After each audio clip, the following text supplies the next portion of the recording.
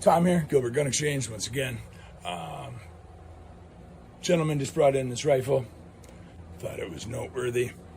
You have a very nice Browning X-Bolt, one of their stainless laminate. He spent a lot of money on a very good scope from Leupold. Had it cerakoted to match. Tally rings all done up for it.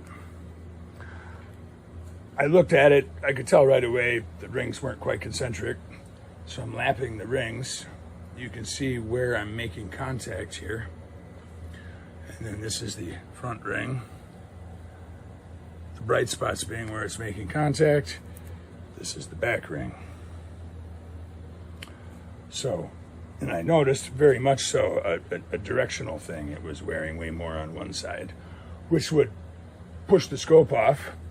When I took his scope off, I noticed it had been over tightened and not only messed with his cerakote, but actually crimped the aluminum body. People who work on bikes should not be mounting scopes. My lapping bar here, what I mount all scopes in, I noticed right away when I locked it up in there, is not pointed in the same direction as his barrel. You can see it right there. So get it all centered up, and bar is pointed to the left of the barrel. That means that Browning can't drill and tap holes straight. Truth is, most companies, this is true. People give way too much credit to guns for what they cost. Mounts aren't straight, stuff like that. Now, is there enough adjustment in this scope? Sure. But would the scope be happier if it was in the center of its adjustment range? Absolutely, and you would avoid parallax. Now I will correct some of this by lapping, and I'm actually going to reset his mounts to where they're a little straighter, get that bar lined up with the barrel. I just thought it was interesting. Considering what he spent on it all, we're talking thousands of dollars, and the thing was crooked. We won't say where he got it, but it wasn't here. Your tally style mounts mount directly to the receiver, and they're a one-piece ring, all homogeneous, should be very strong. That's super. The problem is you're assuming that the holes are drilled and tapped straight in the gun. When there's two holes drilled and tapped in the top of a gun, there's a little bit of fudging you can do to straighten things out. But when there's four, like these X-bolts, it's very tough. So what we have is it's not lined up exactly with the bore. Now I've corrected it. It was worse by leaning into lapping it. It was actually even more that way. It's now only a little bit that way, but of course this is just here. You make an imaginary line a couple hundred yards away, it's off quite a bit. Scopes have adjustment. I'm sure it would sight in. He's got a Leupold, high-end Leupold 3-15. It'll have enough internal adjustment. But if I'd had windage adjustable mounts, I could have corrected this. Every scope we mount, I use these long lapping bars first to set in the rings.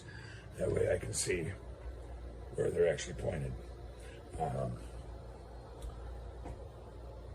Lapping did make a big difference. I'll show you. As you can see here, the amount of material